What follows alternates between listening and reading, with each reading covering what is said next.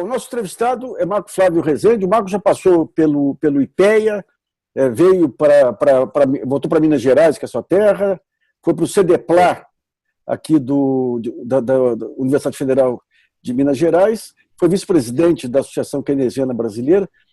Marco, é justamente sobre isso que eu queria ver, um trabalho recente que você fez, analisando essa questão dos inconvenientes ou não do aumento da emissão monetária. Por que aumentar a circulação de dinheiro não é perigoso hoje em dia?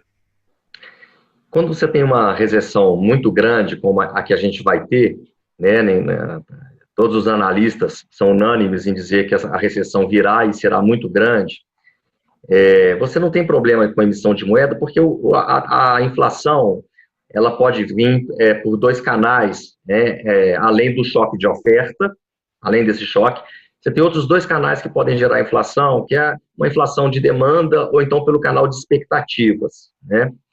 Só que quando você tem uma recessão muito grande, a própria recessão ancora as expectativas e, além disso, você tem muita capacidade ociosa. Então, a emissão de moeda, o problema dela é que ela pode gerar, além de expectativas inflacionárias, ela pode gerar um aumento na demanda. Mas, havendo muita capacidade ociosa, o empresário está louco para vender, está dando até desconto. Então, ele não vai aumentar preço. Se houver aumento de demanda, ele vai aumentar a produção, emprego e renda, né? Tá. E pelo canal das expectativas, idem. Quer dizer, a moeda ela é uma convenção social na CIF, né?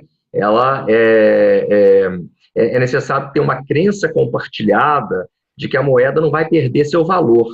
Isto é, que a inflação, se houver, vai ser baixa. Para que os agentes confiem naquele padrão monetário, que é uma unidade de conta de contratos, né?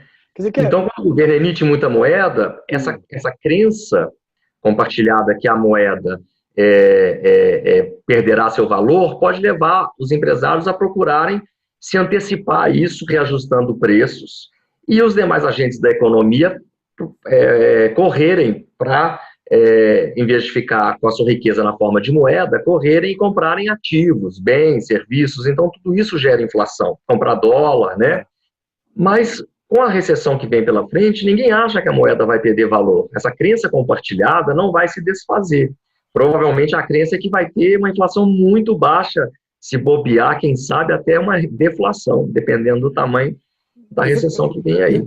Pegando pelo arroz e feijão da oferta e demanda, aí, se eu aumento a oferta de moeda, em tese eu reduzo o valor da moeda, mas a maneira de medir isso é a inflação.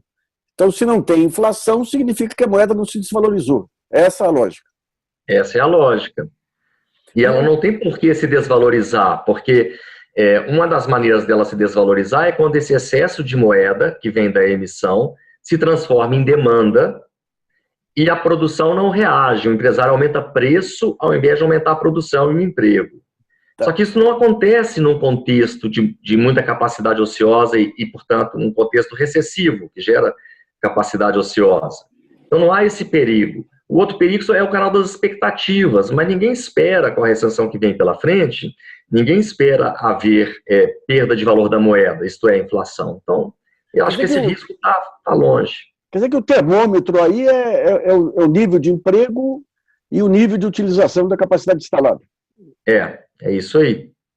O único perigo da gente ter inflação é você ter uma desvalorização bem mais forte do dólar. Digamos, dólar a 7, 7,5, 8, né? O Banco Central tem um instrumento ele pode adotar controle de capitais, né? A política econômica praticada, né, exclui essa possibilidade, né? Os agentes que hoje praticam a política econômica no Brasil não gostam desse tipo de medida. Mas, se houver uma disparada do dólar, ainda maior do que já teve, você pode ter algum risco de inflação. Aí a gente cai na estagflação, que é inflação com recessão. Mas aí adota-se controle de capitais, né? Tá. Mas aí a saída dos dólares estaria ligada a questões, nível de atividade, mas não ao risco moeda em si, ou poderia estar em algum momento. Eu acho que não estaria ligado ao risco moeda, mas a uma crise política, por exemplo, né? Você pode ter uma corrida para o dólar. E não é só estrangeiro levando o seu dinheiro embora. São os próprios agentes locais, bancos locais, que vão preferir alocar sua riqueza na forma de dólar, né? A tesouraria vai comprar, mas encher a carteira de dólar. Tá. Mas vem cá, Marcos, depois da experiência americana, lá em 2008, tudo, por que se insiste nessa crença de que em períodos de recessão a emissão de moeda provoca inflação? O que está por trás, digamos, qual a fundamentação teórica que, por mais falsa que seja, que eles usam para justificar esse temor? A fundamentação, porque eu acho que tem duas questões aí, Nassif. Uma coisa é a fundamentação teórica, outra coisa é a economia política. Interesses em jogo, né? No que se refere à fundamentação teórica, são esses dois canais. Você emite muita moeda, isso gera demanda, e esse aumento da demanda pode não encontrar uma oferta. Mas isso só acontece quando a economia está próxima do pleno emprego. Essa não cola, digamos assim, hoje. Isso, que seria a teoria quantitativa da moeda. Sim. Né? Então, essa não cola. A outra é o canal das expectativas, porque a moeda é uma convenção social, uma crença compartilhada que ela não vai perder valor. Se é divulgada, difundida a ideia de que vai haver inflação por causa da emissão de moeda, né, os agentes já buscam abrir mão da moeda e trocá-la por outros ativos. E essa corrida por outros ativos, inclusive bens e serviços, levará à inflação. Mas isso também está fora de cogitação num contexto de recessão. Então, a fundamentação teórica, ela poderia ter algum sentido se a gente estivesse próximo do pleno emprego. Claro, claro. E a fundamentação política aí? Agora, a economia política da coisa...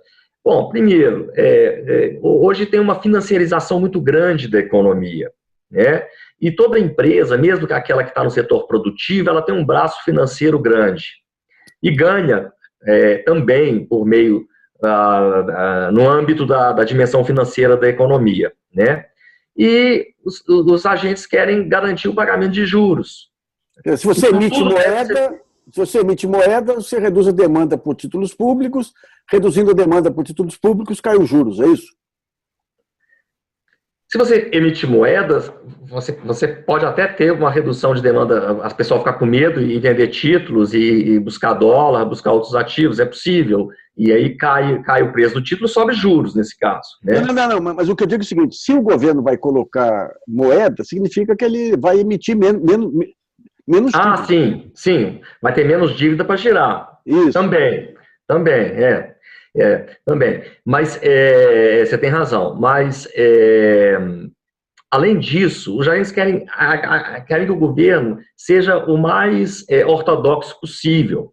Porque se ele começa com essas ideias muito heterodoxas, ele vai poder abrir mão, por exemplo, da ideia de superávit primário, que é o dinheiro que está garantido para o pagamento de juros, né? Eu queria chegar nesse ponto. Assim. Eles preferem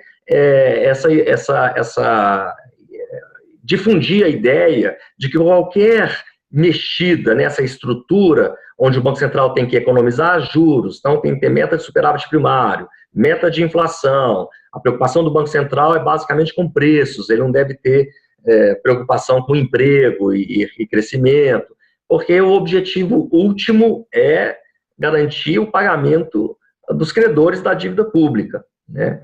Então, acho que tem uma economia política aí, né? Sim. E como é que você está vendo o avanço dessas discussões sobre emissão monetária, MT no mundo, nos Estados Unidos? Aí? É uma discussão que tende a ser vitoriosa? Eu acredito que não, por esse motivo, né? O peso do capital é muito grande, na economia capitalista, o poder está com o capital, né? E, portanto, eles rechaçam essas possibilidades, né? A mídia, em geral, ela acompanha as ideias do capital. Ela é uma parte do capital, né? A grande mídia. Então, é muito difícil você introduzir a ideia de que não é problemático ter uma política econômica diferente da que vem sendo praticada. E, não obstante, apesar disso, né, algumas vozes importantes têm se levantado, né, renomadas, como Henrique Meirelles, como, se não me engano, a Mônica De Bolle também sugeriu não só a emissão de dívida, mas também de moeda, André Lara Rezende, né? E nesse particular, eu acho que a principal crítica, eu discordo da MMT, mas eu acho que a emissão de moeda é possível agora, com recessão. No no curso normal de uma economia que ela está crescendo, sem recessão, a emissão de moeda, como propõe a MMT, eu acho que tem esse problema principal que eu comentei. Pode perder a crença compartilhada de que aquele padrão monetário não vai perder valor.